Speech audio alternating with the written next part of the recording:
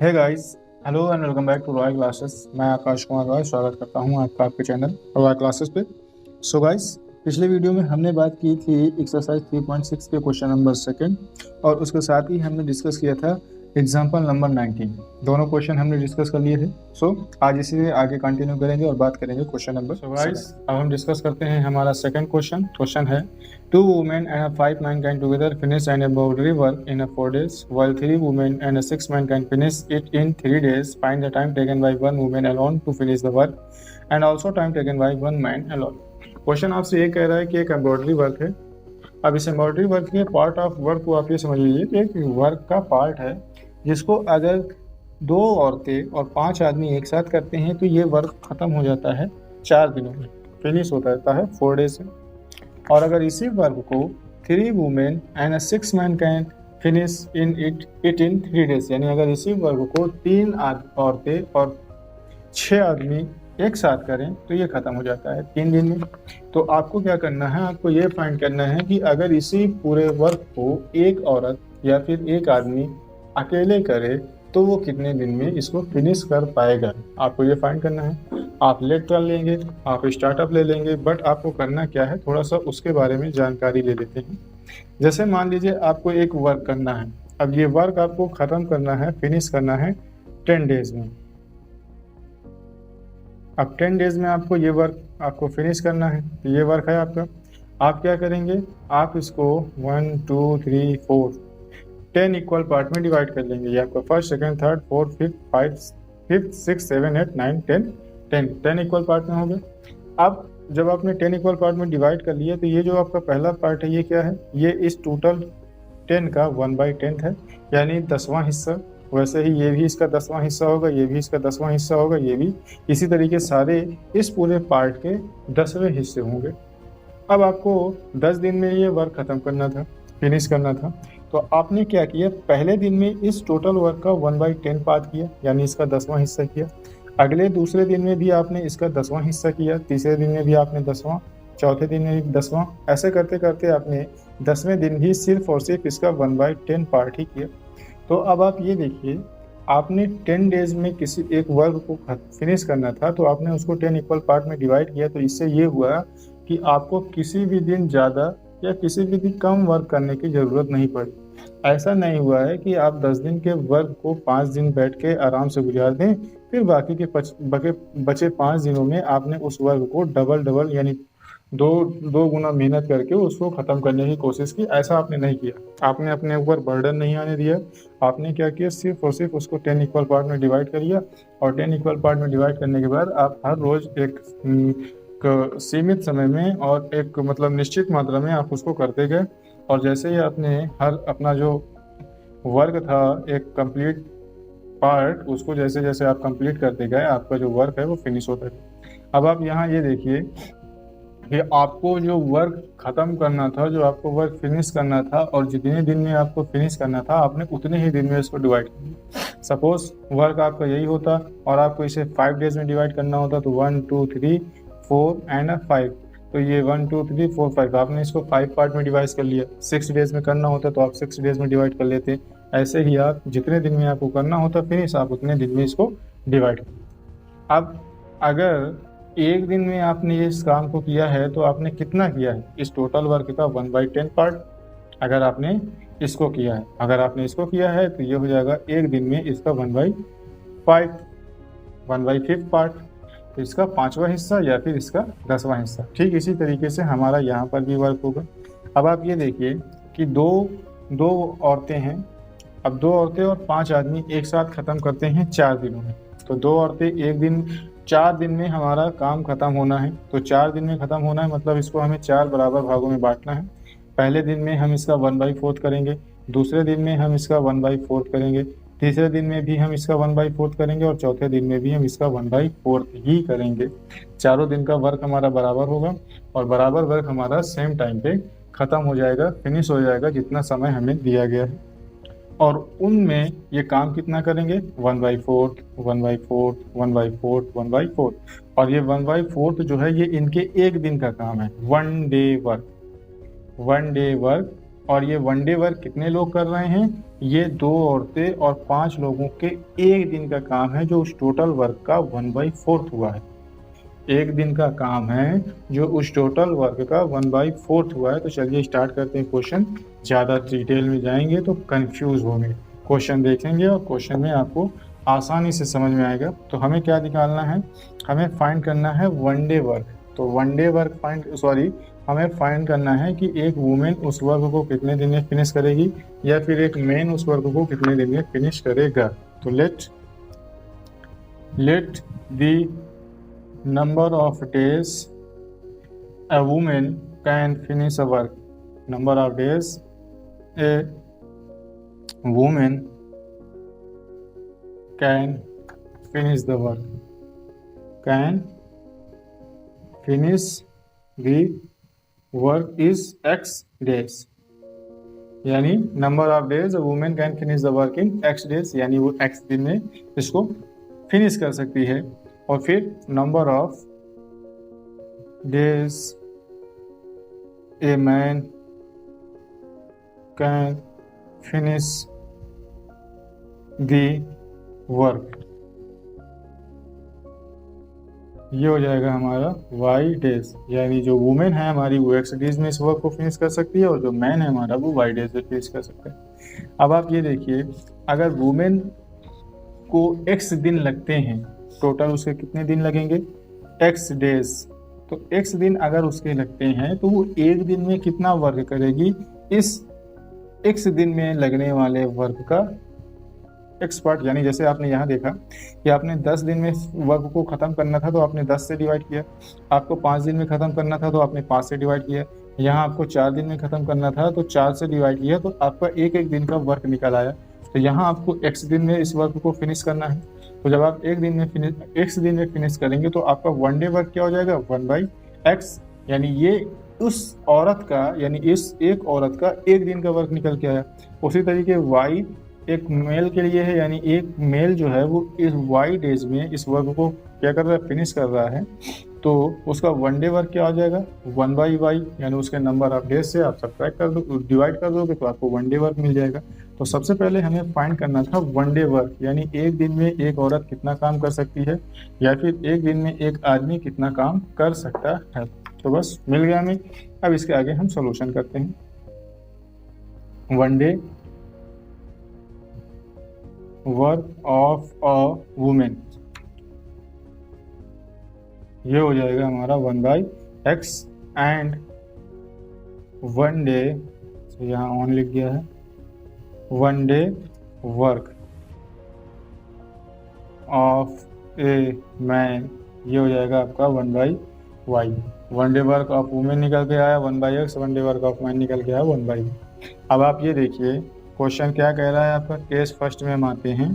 Case first में आपसे ये कह रहा है 2 women and 5 man, 2 women and 5 man, 2 औरतें और 5 आदमी इसी वर्क को कंप्लीट करते हैं 4 डेज में। तो यहाँ हमारा केस फर्स्ट होगा, case first 2 women and 5 man can finish the work in 4 days.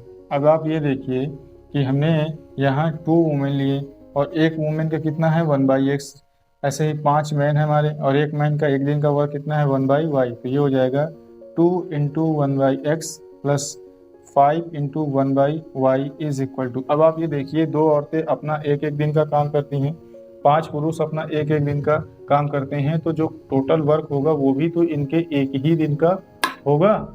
यानी यहाँ से जो निकल के आएगा हमारा ये वन डे वर्क होगा उस टोटल वर्क का।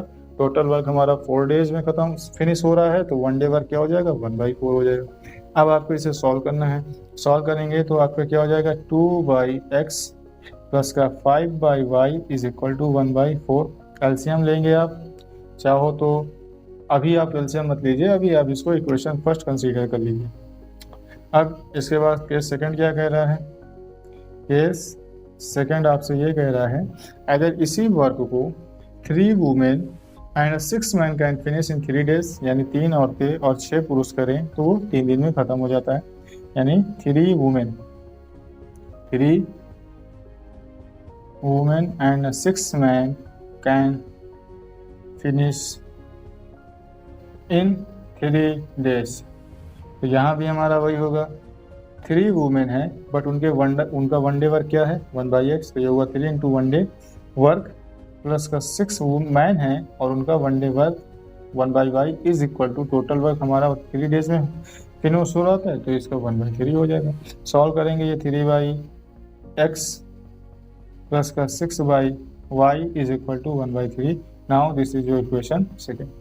अब आपको x और y के लिए सॉल्व करना है, but before you have to solve आपको क्या करना है, लेट करना है, क्योंकि ये लीनियर इक्वेशन अभी नहीं है।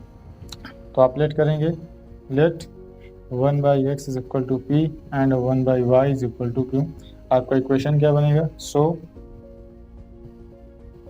इक्वेशन बिकम, आपका इक्वेशन क्या होगा, आपका फर्स्ट इक्वेशन बनेगा 2p प्लस का 5q इज इक्वल टू 1/4।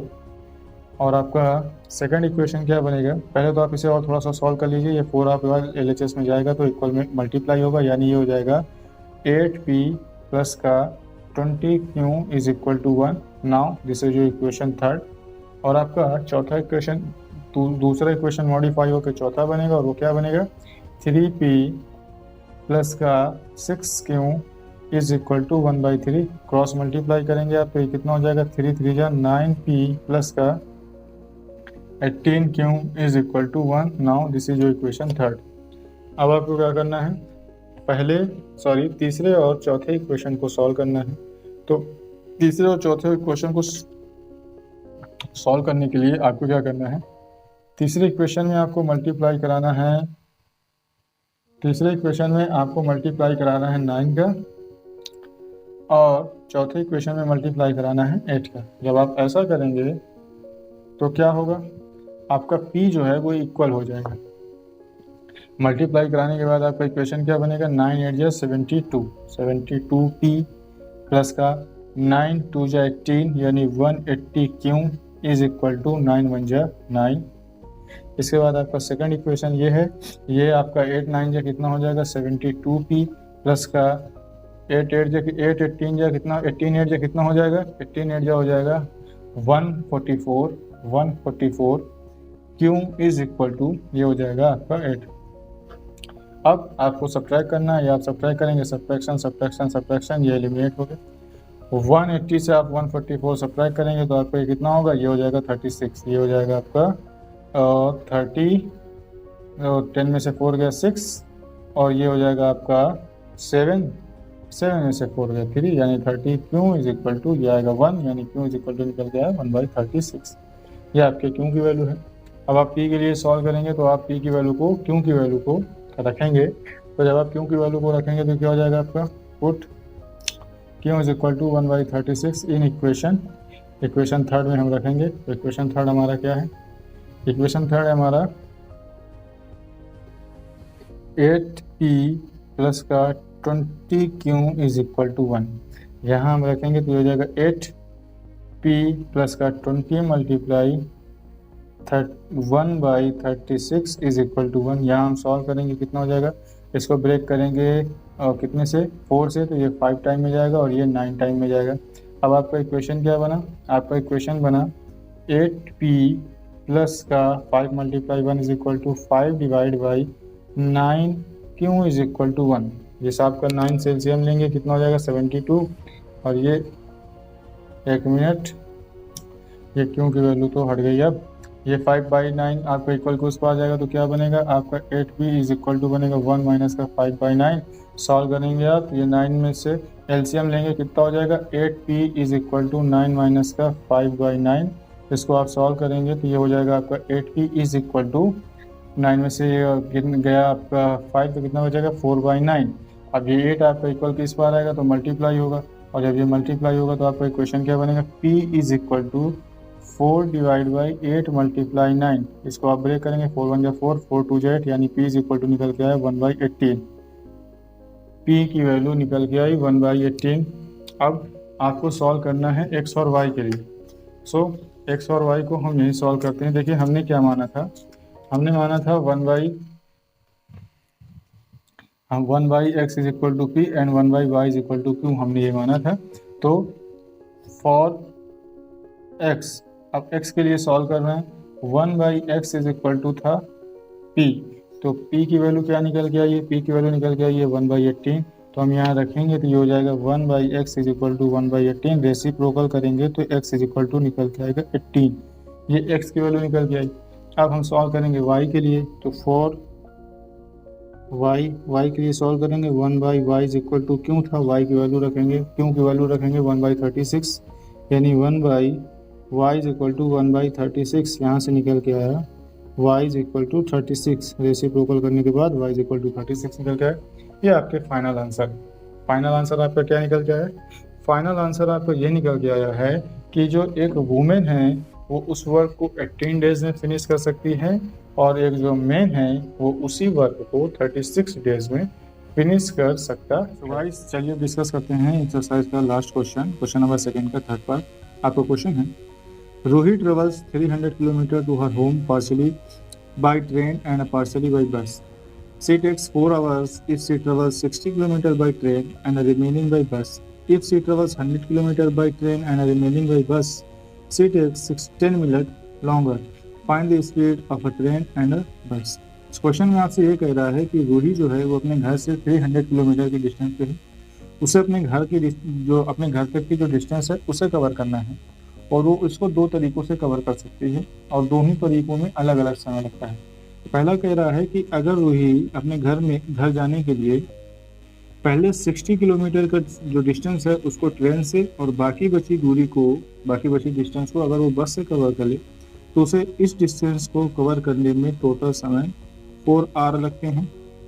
और अगर वो इसी 300 किलोमीटर की डिस्टेंस में 100 किलोमीटर की डिस्टेंस को ट्रेन से और बाकी बचे की 200 किलोमीटर की डिस्टेंस को बस से कवर करे, तो वहाँ पर उसे लगते हैं 10 मिनट लॉन्गर, यानी कहने का मतलब ये है कि 4 घंटे में 10 मिनट और लगते हैं, तो टोटल समय होता है 4 घंटे 10 मिनट। आपको क्वेश्चन होगा, आपको ये फाइंड करना है कि ट्रेन की क्या स्पीड रही होगी और बस की क्या स्पीड रही होगी। तो चलिए यहीं से हमारा क्वेश्चन स्टार्ट होगा। हमें ट्रेन और बस की स्पीड फाइंड करनी है, तो हम यही चीज़ लेट करते हैं, let the speed of a train, यानी यहाँ हो जाएगा हमारा let the speed of train. Train की स्पीड हम लोग मानते हैं x kilometre per hour, train की स्पीड हुई x kilometre our, and the speed of बस, इसे हम लोग मानते हैं y kilometre per hour. Total time taken for 300 kilometre कितना है, total time taken for 300 kilometre distance is, ये आपका 4 आवर भी है, 4 आवर और 4 आवर 10 मिनट भी है, 10 मिनट भी, यानी ये बात आप नहीं कह सकते कि इसमें कौन सा समय लगने वाला है, 4 घंटे लगने वाले हैं या 4 घंटे 10 मिनट लगने वाले हैं, दोनों में से कोई भी क्लियर नहीं है। ये तरीके एक तरीके से लगते हैं, जैसे अगर वो 100 किलोमीटर के डिस्टेंस को ट्रेन से और 200 किलोमीटर के डिस्टेंस को बस से कवर करे तो 410 मिनट लगते हैं, लेकिन अगर वो 60 किलोमीटर की डिस्टेंस को ट्रेन से बाकी बचे 240 किलोमीटर की डिस्टेंस को बस से कवर करती है तो 4 आवर लगते हैं। तो यही हमारा क्वेश्चन है। वैसे आपको ये राइट करने की कोई ज़रूरत नहीं है, तो आप इसे राइट मत करिए। हमने स्पीड लेट कर ली, अब हमें हमारे कंडीशन पे आना है केस फर्स्ट। अब हम केस फर्स्ट की बात करते हैं। She take 4 hour if she travel 60 kilometre by train, 60 kilometre by train and rest by bus. अब आप यहाँ देखिए कि ये आपका क्वेश्चन 2 पार्ट में डिवाइड हो गया, ट्रेन और बस। टोटल समय 4 घंटे लगा, ये बात मालूम है, लेकिन ये नहीं मालूम है कि ट्रेन में कितना समय लगा और बस में कितना समय लगा। तो हम क्या करते हैं, हमारा फार्मूला होता है एक, जिसमें हम लिखते हैं distance is equal to speed multiply time. अगर यहाँ से हमें किसी समय निकालना हो तो हमें ये पता होना चाहिए कि जिसका समय हम निकाल रहे हैं उसने डिस्टेंस कवर की, कितनी कवर की और उसकी स्पीड क्या रही थी। तो यहाँ से टाइम इज इक्वल टू क्या हो जाएगा, डिस्टेंस अपॉन का स्पीड। तो अब आप ये देखिए कि अगर हम बात करें ट्रेन की, अगर हम बात करें ट्रेन की, तो ट्रेन के लिए हमारा टाइम सपोज करते हैं हम टाइम टी है, ट्रेन के द्वारा लगा टाइम टी है। तो यहाँ पर से ट्रेन की डिस्टेंस कितनी है, पहली कंडीशन में ट्रेन की डिस्टेंस है 60 और टाइम स्पीड कितनी है, स्पीड तो x है। तो ये ट्रेन के द्वारा लगा गया समय है। और अगर बस की बात करें तो हम टी भी लिख सकते हैं, यानी टाइम ऑफ बस। तो ये हो गया हमारा। अब 60 किलोमीटर ट्रेन चल चुकी है, टोटल डिस्टेंस हमारी 300 किलोमीटर है, तो बचता कितना है, बचता है 240।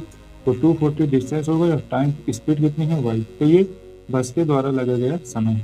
अगर आप इन दोनों को ऐड कर देते हैं तो कितना होना चाहिए, ये होना चाहिए 4 घंटे 4 आवर होना चाहिए। तो बस यही आपको करना है। तो यही चीज़ अब आप यहाँ लिखेंगे, she takes 4 hour is travel 60 kilometre by bus by train and arrest by bus. तो ट्रेन के लिए डिस्टेंस क्या है, डिस्टेंस है 60 किलोमीटर। स्पीड क्या है, स्पीड है x kilometre per hour. Time क्या रहेगा, टाइम हमें नहीं मालूम है, वही तो हमें निकालना है। तो टाइम इज इक्वल टू क्या हो जाएगा, डिस्टेंस अपॉन का speed which is equal to 60 by x। अगर हम बस की बात करें तो क्या होगा, बस के लिए डिस्टेंस क्या हो जाएगी, बस के लिए डिस्टेंस हो जाएगी 240 किलोमीटर। स्पीड क्या है बस की, स्पीड है y kilometre per hour. Time कितना लगेगा, अगेन यहाँ भी हमें वही चीज़ निकालनी है। तो ये हो जाएगा डिस्टेंस अपॉन का स्पीड, ये हो जाएगा आपका 240 divide by 1। According to question ये डिस्टेंस और ये डिस्टेंस को कवर करने में हमें 4 घंटे लगे। ये जो हमारा टाइम निकल के आया है ये ट्रेन का टाइम है, और ये जो टाइम निकल के आया है ये बस का टाइम है। दोनों के टाइम को अगर हम जोड़ देंगे तो 4 घंटे आना चाहिए। यानी according to question 60 by x plus का 240 by y is equal to 4। Now this is our question, equation first. हम बात करते हैं अब केस सेकंड की। केस पहला हमारा सॉल्व होगा। केस सेकंड में क्या कह रहा है, 10 मिनट लॉन्गर, यानी she take 4 hour and 10 minute to cover, she takes 4 hour 10 minute for cover 300 kilometre, sorry इसको भी ऐसे ही राइट करेंगे, she take 4 hour if she travel, she takes 4 hour and 10 minute if she travel 100 kilometre by train and rest by bus. तो इसको भी हम दो पार्ट में डिवाइड कर लेंगे। पहले हम यहाँ लिखेंगे ट्रेन और इधर लिखेंगे बस। ट्रेन की अगर हम बात करें तो इस बार ट्रेन की डिस्टेंस क्या है, ट्रेन से डिस्टेंस है हमारी 100 किलोमीटर। स्पीड ट्रेन की आपको मालूम ही है, आपने लिख कर रखी है, वो कितनी है आपकी x किलोमीटर पर आवर।